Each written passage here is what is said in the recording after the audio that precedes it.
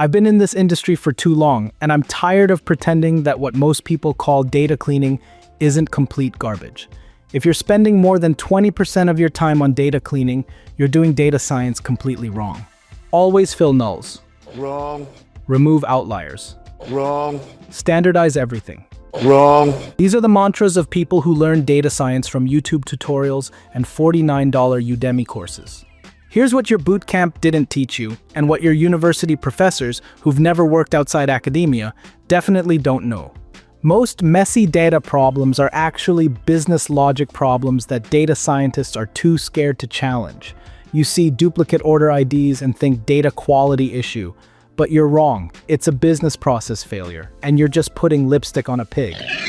And here's where it gets really ugly: the investigation phase. This is where you realize that everyone has been lying to you.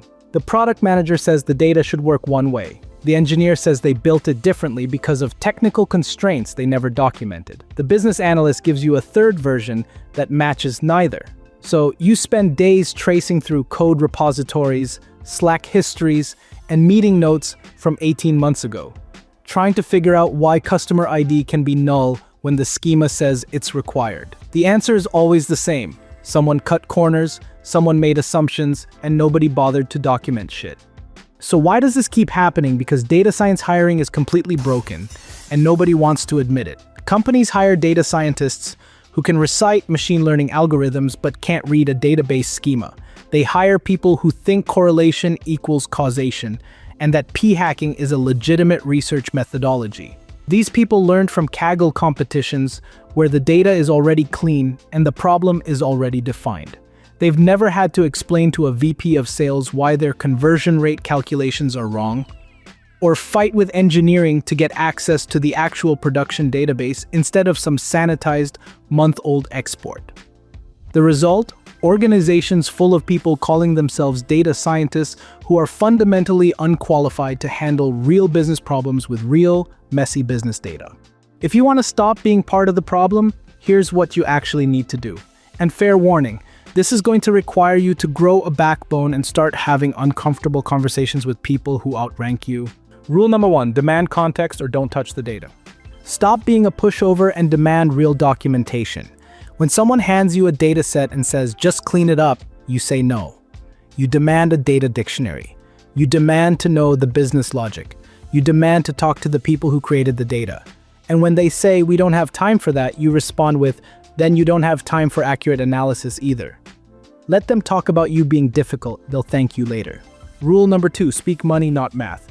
Nobody cares that your p-value is statistically significant. They care that your analysis affects revenue, costs, or customer satisfaction. When you find a data quality issue, calculate what it's costing the business. Instead of saying there's an error in the pricing logic, say this bug is costing us approximately $2.3 million annually in lost revenue. Guess what will happen?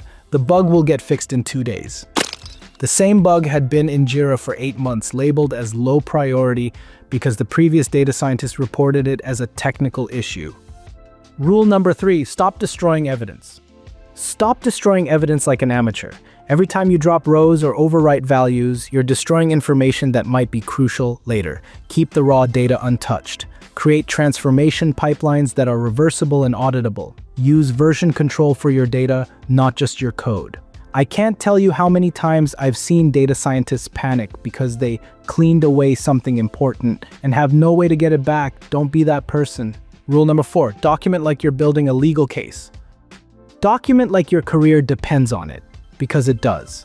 Every assumption, every decision, every conversation needs to be recorded. Not in some fancy tool, just in comments in your code or a simple text file. When the VP asks why the customer churn model suddenly changed, you better have receipts. The business will blame you for incorrect analysis when the real problem was that you had no documentation to defend their methodology. Your future self will thank you.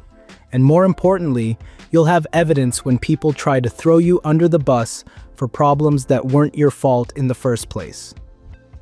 Most of you shouldn't be called data scientists. You should be called business intelligence analysts or reporting specialists or data analysts. And that's not an insult. Those are valuable roles. But stop pretending you're doing science when you're just making dashboards and running A/B tests someone else designed. Real data science requires the ability to question fundamental business assumptions, challenge stakeholders when they're wrong, and design experiments that actually isolate causal relationships. The industry will be better when we stop inflating titles and start being honest about what we actually do.